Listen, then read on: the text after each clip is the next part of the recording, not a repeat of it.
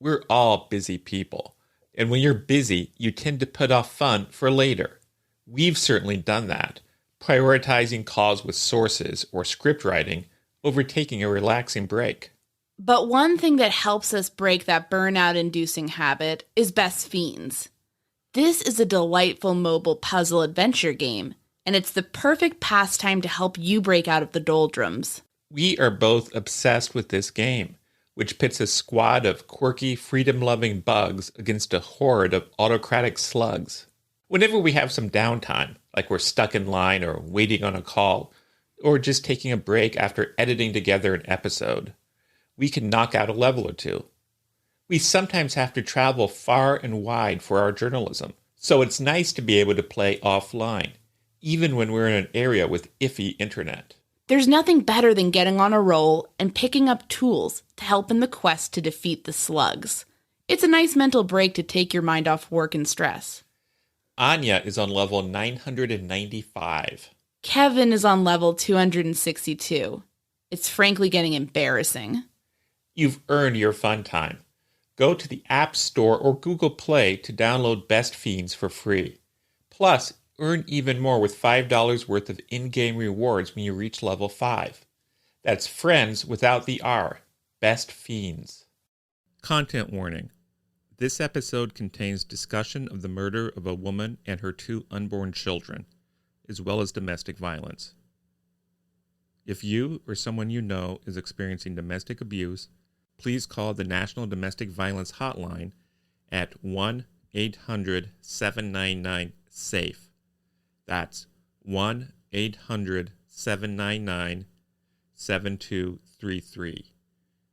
We'll include more information on how to contact the hotline's experts at the end of this program. And, as always, we'll break down our sources for this episode in depth at the end of the show. The tornado warning came in the middle of Murder, She Wrote. Edith and Rudy Roothouse, a couple living in Girard, Ohio, had just flicked on CBS to watch Angela Lansbury's Jessica Fletcher solve yet another mystery. That night on the show, Fletcher found herself tasked with clearing Harry McGraw, the gruff, lovable private eye played by Jerry Orbach, of the murder of a sketchy boxing promoter. Authorities are holding ex-PI turned hustler Harry McGraw, 47, of Boston. 47? Where does he get 47? The Roodhouse's cozy Sunday night would soon come to an abrupt halt, though. Outside, a storm was raging. And in certain parts of the Midwest, those angry summer squalls can be real killers. Back when I was a kid, growing up in south central Indiana, I remember tornado warnings cutting off television or radio programs on days with heavy rains or strong winds. The protocol was to seek shelter, preferably in a basement. Our neighbors didn't have one, so they'd often rush over to our house to hide in the basement. I'd usually ignore the warning so I could keep watching Sanford & Son or whatever else was on. Back on the evening of August 2nd, 1987, at some point, the Roodhouses became aware of a tornado warning. And they were more cautious than Kevin, understandably so. Just 2 years previously, Trumbull County had been ravaged by a large tornado, which killed 13 people and injured 200 others. So the Roodhouses weren't going to take any chances. They knew what to do. In their basement closet, there was a small door. That door led to their crawl space. They could take shelter there. The couple must have felt somewhat uneasy descending into the dark basement. On top of the raging storm, some odd things had been happening at their home as of late. Objects were disappearing. Somehow, they'd misplaced a whole cantaloupe. Bottles of medicine were gone. Heck, 2 entire pitchers of orange juice had just vanished one day. The Roodhouses knew they were both getting older. Edith was 68, and Rudy was 72. But to think that this was just a case of forgetfulness seemed ridiculous. Still, other than those odds and ends, there was no real evidence that something was wrong. No evidence, that is, until they opened the door to their crawl space.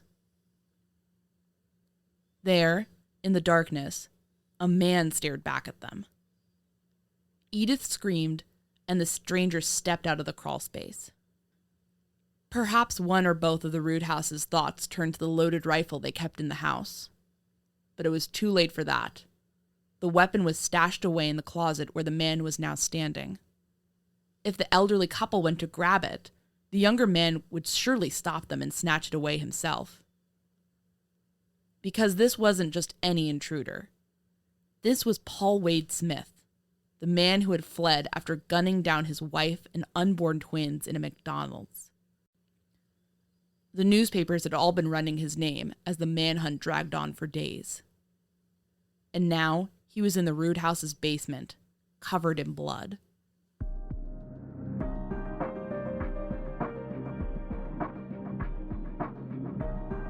My name is Áine Cain. And I'm Kevin Greenlee. And this is The Murder Sheet, a weekly true crime podcast. Áine and I connected over the Burger Chef murders, a 1978 unsolved case involving the killings of 4 young restaurant employees. Now we're looking to track restaurant homicides.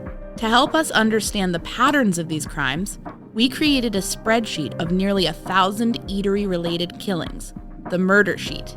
We'll be drawing on that data throughout Season 1 to give you a deep dive into undercovered crimes. We don't just rely on skimming the headlines. We dive into these cases to bring you in-depth coverage. We're the Murder Sheet, and this is In the Basement, the murder of Gina Femia Smith.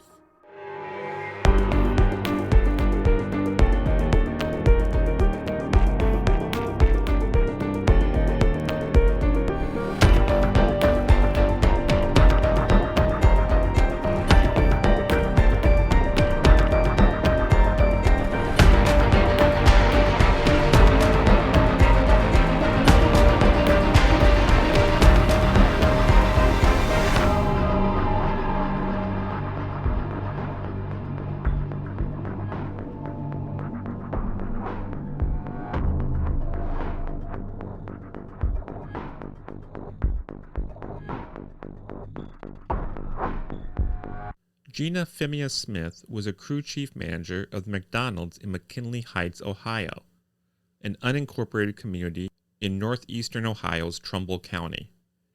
The young woman juggled that job with caring for her 4-month-old son, who she shared with her 21-year-old husband, Paul Wade Smith. In the summer of 1987, the Smith family was due to expand even more in the next few months. Gina was pregnant with twins. Unfortunately, there's not much information out there about what Gina Femia Smith was like as a person. But there are a few facts we can piece together. According to the Tribune Chronicle, she had graduated from Hubbard High School in 1983. The Ohio newspaper also reported that Gina and Paul Smith had lived in nearby Lordstown at some point, then moved in with Gina's parents, Luigi and Carol Femia. She was a young mother, taking care of her first child and expecting 2 more babies. Any new parent can tell you that babies can bring feelings of fierce joy, but also a ton of stress and many sleepless nights. Gina was a newlywed, having been married for only 7 months. Even though she was in her early 20s, she'd been promoted to a position where she had certain responsibilities. One of these was leading the crew in opening up the fast food joint in the morning. But on the morning of July 29th, 1987, the restaurant didn't open as usual. Paul Wade Smith made sure of that when he showed up with a .22 caliber rifle. See, at some point, the Smiths had become estranged. We don't know what prompted this estrangement. At the end of the day, when you consider what happened next, it really doesn't matter. We also don't know whether the marriage had been physically or emotionally abusive prior to that midsummer morning. But looking at Paul Wade Smith's behavior, it seems like he was engaging in what's called escalation. The National Domestic Violence Hotline defines escalation as worsening abuse. It can happen either suddenly or gradually. Here's a particularly chilling quote from their definition. Over the course of an abusive relationship, it is common for abuse to escalate, and oftentimes survivors find themselves experiencing something they never thought their partner would, or even could, do. For an abuser, escalation is a means of establishing total control. And for some abusers, killing their partner is the ultimate means of achieving that end. Smith started trying to barge into the not yet open McKinley Heights McDonald's. Gina immediately recognized this as a dangerous situation. She told her crew to keep the doors locked. But that didn't drive Smith away. He broke into the restaurant as his young wife screamed. Later, he'd say that he just wanted to talk to Gina. But that certainly doesn't explain why he brought a rifle to the alleged conversation. And once inside the restaurant, he pulled that gun on workers. Other McDonald's employees fled to the restaurant's basement to hide, including Gina. At some point, Smith caught up with his wife. He shot her twice in the head while she was kneeling in the basement. Gina died, and so did her 2 unborn babies. Smith then fled the scene of the crime. He headed towards Girard, a small city just 5 minutes away from the McDonald's. After leading police officers on a chase, he crashed his car. But somehow, Smith eluded capture. I can't imagine the anguish that Gina's family and co-workers must have felt, or the level of terror that this brought up for people in the community. If a man was able to shoot his pregnant wife, the person he pledged to protect and love forever, a woman carrying his unborn children, who wouldn't he harm? Joe is a listener of ours from Ohio. He's the one who recommended that we take a look at this case. When the murders happened, he was a kid, living about a mile away. For a few days, his parents wouldn't even let him ride his dirt bike through the woods behind their house. There was no telling when or where this murderer might turn up. Of course, as we told you about at the top of the show, Rudy and Edith Roothouse of Girard, Ohio were the pair to finally find the fugitive. Can you imagine what those two were thinking? One moment they were enjoying a mystery program on their couch, just a regular Sunday evening. A few minutes later, they're standing in their dark basement in the middle of a summer storm, face to face with an actual murderer on the run. Edith later told the Associated Press that she yelled, "Oh, Rudy, he's here! He's here!" Smith told the couple he meant them no harm. And even if he had wanted to, it didn't seem like he could put up much of a fight. Rudy told the Associated Press that he thought he could have felled the younger man with a single shove. Smith was covered in blood, mostly his own, as it turned out. At some point, he had stabbed himself in his left side. Forgetting all about the loaded rifle in their closet, the Roothouses ushered Smith into their garage. They gave him a chair to sit in and a glass of water. Smith confessed that he'd broken into their house the same day he'd killed his wife and unborn children. On the run from police, he'd selected their house, slid through a kitchen window, and then replaced the screen, and eventually hid in the storage shed below their deck. Later, he moved into the crawl space. Since Wednesday, the Roodhouses had been going about their business, not realizing that a wanted man crouched just below their feet. He also admitted that he stole the missing items, the medicine, the orange juice, and even the cantaloupe. Edith urged the man to call his mother. Smith agreed, but the group quickly discovered that the storm had knocked out their telephone service. Leaving her husband to tend to the wounded fugitive, Edith braved the weather and ran to a neighbor's house. The neighbor drove her to the Girard police station, and cops and an ambulance were soon dispatched to the Roodhouse residence. After so many days on the run, Smith was taken into custody and rushed to Trumbull Memorial Hospital in serious condition. He recovered enough to make a confession to police. A grand jury indicted him for the aggravated murder of his wife. The Associated Press reported that Smith expressed remorse over his crime. At a court hearing, his attorney, James Lewis of the Ohio Public Defender's Office, read a letter on his behalf. In it, Smith said he was living in a nightmare. I wish I could undo the offense of July 29, 1987, but I can't," Smith wrote. "Every time I look upon my son, every time I look into my parents' eyes, every time I think of Gina or her parents, my heart aches, my soul feels damned. I love Gina. Dear God, I'm sorry." Sometimes we get a bit freaked out by working on the murder sheet. We spend our days researching and talking about upsetting crimes. That can be anxiety-inducing. It often makes us think about our own safety. One thing that really helps alleviate those nerves is our Simply Safe home security system. We rest easy knowing that experts have our back at all times, and that Simply Safe's monitoring professionals will get in touch and send help if they pick up on any possible threats. Simply Safe is a robust solution that you can tailor to meet your lifestyle. We're talking about wall-to-wall protection from advanced sensors, which cover each room, window, and door. These hazard sensors keep watch for intruders, as well as other threats, like fires and floods. Whatever the crisis, Simply Safe is there to protect you and your loved ones. The company's monitoring pros can access proprietary advanced response technology to visually check on a possible break-in. If they see something is wrong, they will make sure police are dispatched swiftly. Don't miss this chance to save big when you protect your home with the best. Get 40% off your order when you visit simplysafe.com/msheet today. Customize the perfect system for your home in just a few minutes. That's simplysafe.com/msheet. There's no safe like Simply Safe. Digging into upsetting crimes can be stressful.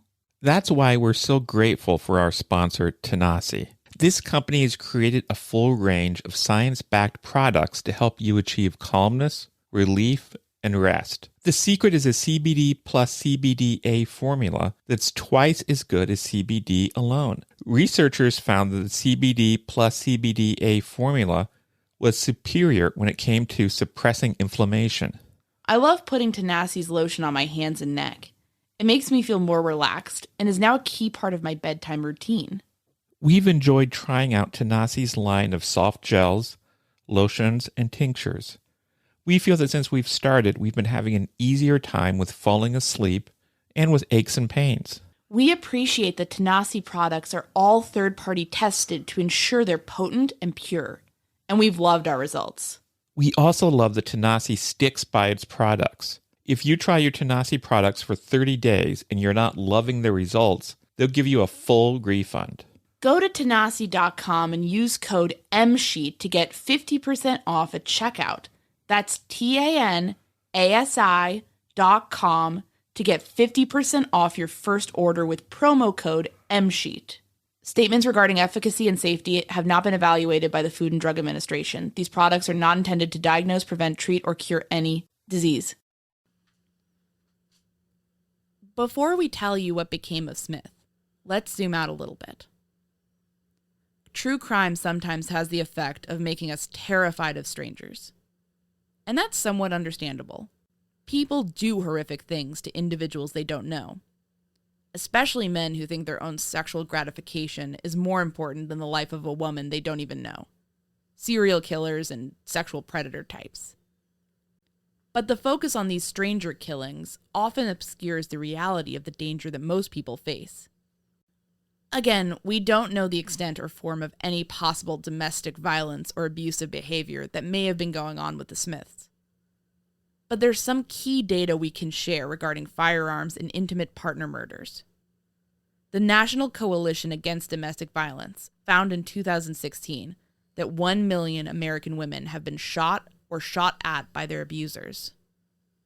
That same survey found that 10% of participants said their abusers had shot a gun during a fight. 67% of those respondents said they believed their abusers were capable of killing them. And perhaps it's another true crime cliche to point out that women are generally more at risk when it comes to their own intimate partners than random strangers. But it's very much true. It's also true to say that guns make it all worse. A 2003 study published in the Annals of Emergency Medicine found that women living with a gun in the home were nearly 3 times more likely to be murdered than women with no gun in the home. The Violence Policy Center reported that firearms were the weapon most commonly used by males to murder females in 2018, when it came to homicides where the weapon could be identified. That year, 56% of female victims faced death by firearm. Of those firearm homicides, 60% were perpetrated by male intimates.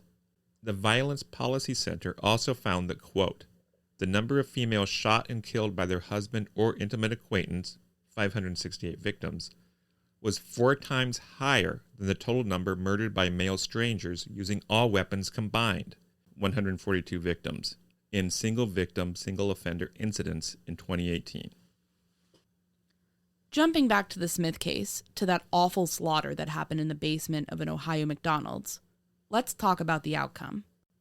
Other than the outcome of Gina Femia Smith and her unborn babies dying so needlessly, of her infant son losing his mother, of her parents and loved ones never seeing their beloved daughter again. Well, Smith ended up getting an 18 years to life sentence. 15 years of that minimum sentence was for the slaying of his wife, with 3 years tacked on for gun charges. As reported in the Tribune Chronicle, current Trumbull County prosecutor Dennis Watkins has said that Smith wouldn't have gotten off so lightly if he was convicted today. In 1987, Watkins wrote in a 2019 letter to the parole board, "It was not murder to purposefully cause the unlawful termination of another's pregnancy. However, for many years now in Ohio, to murder your wife and unborn children is 3 murders with 3 life sentences." As prosecutor, Watkins must speak for the victims in these cases. And he still speaks for Gina and her twins. In 2019, The Vindicator reported that the prosecutor opposed parole for Smith. At that point, Smith had served 31 years of his sentence and was up for parole in November of that year. In a letter, Watkins asked Ohio's parole board to think about the final terrifying moments of Gina Smith's life when Paul Smith stalked her down in the early morning hours as she worked as a manager at a McDonald's restaurant. Watkins wrote that Gina's parents and her now adult son oppose Smith's release, and that they fear what he may do to surviving family members if he ever gets out of prison. In 2019, the board denied Smith's parole. He'll come up again in 2024, though. There's a possibility that Smith will be released from prison at some point in the future. Special thanks to Joe, the listener who recommended that we cover this case. He was also kind enough to help us with the research on this, sharing his own experience both with the case and Ohio tornadoes. As we reported this story, we reached out to the Trumbull County Sheriff's Department. They spoke with us, but they weren't able to help us connect with an investigator who worked on the case. Most of the folks who were around then have either passed away or retired and moved on. The prosecutor's office also said that Watkins didn't want to do an interview on the case, with Smith's next parole hearing so far off in the future. If you or someone you know is experiencing domestic abuse, please call the National Domestic Violence Hotline at 1-800-799-SAFE. That's 1-800-799-7233. You can also text START to 88788 or visit thehotline.org and hop on one of their live chats. Kevin and I actually reached out to the hotline ourselves after we witnessed a neighbor's domestic arguments spill out into the street. The expert who took the call was incredibly helpful and offered actionable suggestions on how we could safely combat domestic violence in our community. Whether you're dealing with a situation yourself or you are witnessing something unfold, please consider calling the hotline. When it comes to the sources for the episode, we found the Associated Press did an especially thorough job covering the story of the murder. The Press Wire's updates ran in the Chillicothe Gazette, the Marion Star, the Mansfield News Journal, and the Newark Advocate. On August 5th, 1987, they put out a particularly detailed, suspenseful piece about the Root House's basement encounter with Smith. We also relied on reporting from the Coshocton Tribune and the Indianapolis Star. The Tribune-Chronicle and The Vindicator have kept up coverage of Watkins' efforts to ensure that Smith will serve out the maximum sentence. Outside of the newspapers, we cited studies and statements from the National Domestic Violence Hotline, National Coalition Against Domestic Violence, the Violence Policy Center, and the Annals of Emergency Medicine. Those were each very helpful when it came to our understanding of the topic of domestic violence, abuse, and partner homicides. And with domestic violence remaining an ever-present concern during the coronavirus pandemic, please consider calling your United States Senator and telling them to reauthorize and fund the Violence Against Women Act. This was a landmark law when it hit the books in 1994, and it has long enjoyed bipartisan support from Democrats and Republicans alike. The good news from NPR is that even though it hasn't been reauthorized, Congress is still funding related programs. Thanks for listening to this episode of The Murder Sheet. As always, thanks to Kevin Greenlee, who composed the music for The Murder Sheet, and who you can find on the web at kevintg.com. To keep up with the latest on The Murder Sheet, please make sure to follow us on Instagram and Twitter at Murder Sheet, and on Facebook at MSheet Podcast, or by searching Murder Sheet. If you enjoy listening to The Murder Sheet, please leave us a 5-star review to help us gain more exposure. And send tips, suggestions, and feedback to murdersheet@gmail.com. Thanks so much for listening.